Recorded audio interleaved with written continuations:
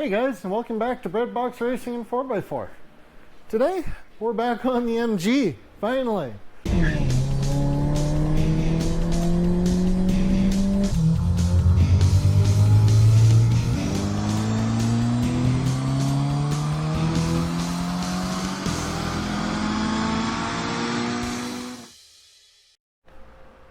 Just a quick thing before the video starts, guys. If you're enjoying any of my videos, please consider subscribing and consider hitting that like button.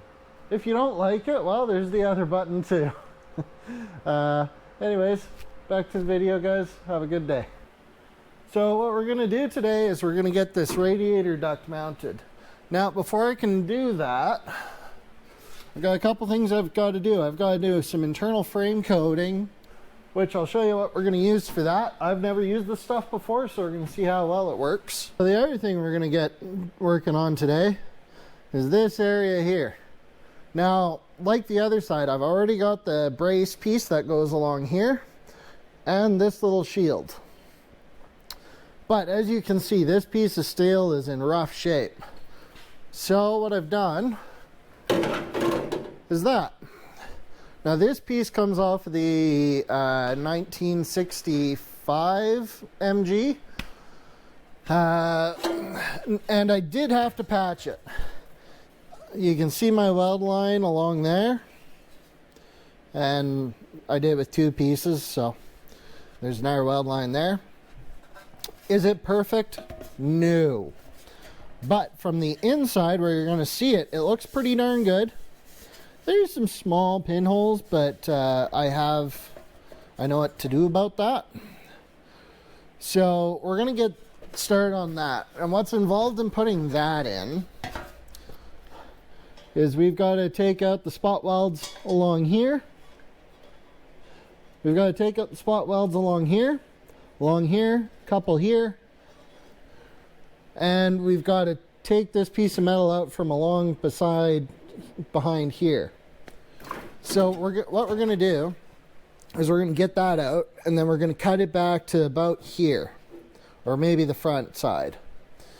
And then what that's going to let me do is going to let me slide this piece in behind and underneath where it's got to wind up.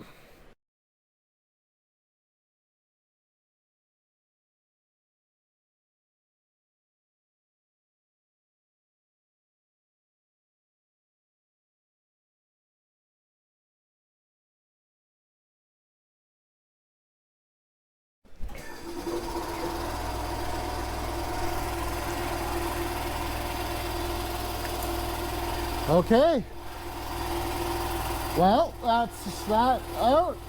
I did make a little bit of a whoopsie up here, but we can sort that out with a hammer and dolly. So all we gotta do is cut this part off now, and we're off to the races. Back to work. Okay, so you can kind of see my intended cut line there. So the reason I'm going to cut it like that is I don't want to cut too much off. I'd rather make 4 or 5 cuts and sneak up on it than cut once and get it wrong. Because that would be what my luck would be. I'd cut it and I'd be like, oh no. So we're going to get started cutting this, and then I'll be back with you.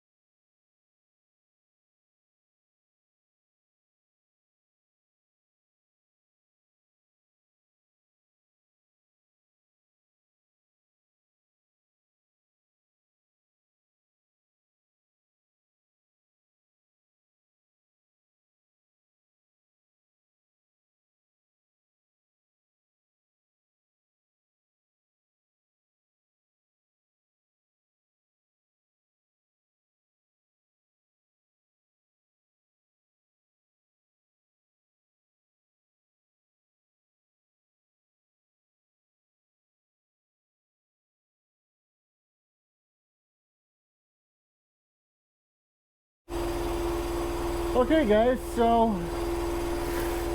we've got this piece basically fitted. I've drilled some holes on the other side of this to plug weld that. And I've got this cut as close as I can. You'll see that there's a gap here. That's just because the arch on this piece is a bit different from this piece. So what we're going to do is we're going to tack weld it along, and then I'm going to go along with the clamp and force these two to mate up.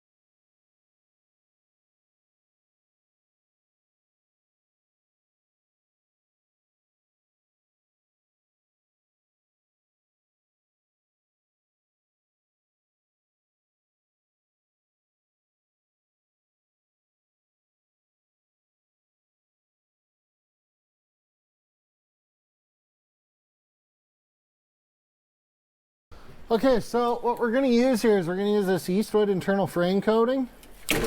It's not the cheapest stuff, but it's got this nice little tube on it, so I can fish it down inside the frame quite a long ways, and hopefully that's going to do a good job. So I don't know if you can see down there very well. Oh yeah, but I actually did get pretty good coverage. I'm impressed. And there's a lot of crap in there, but oh well.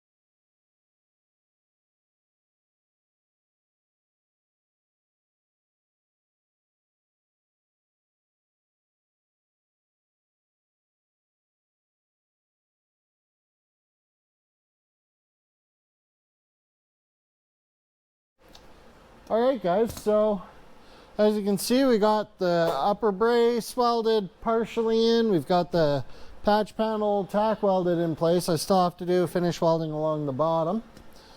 Something I've learned along the way is that these Cleco clamps are really, really useful for this kind of stuff. I guess it shouldn't be surprising, it's what they're made for, but I'm really happy I got some. The other thing we got done here, so we also got the front radiator duct shroud welded in. Counterintuitively, I turned the amperage up on my welder and my spot welds have gotten a lot cleaner. So I'm welding at 40 amps, 10.7 volts, and it's working pretty well. I'm not sure if that's the way my welder is, that it's happy there. I don't know enough to comment on that, but it's working good.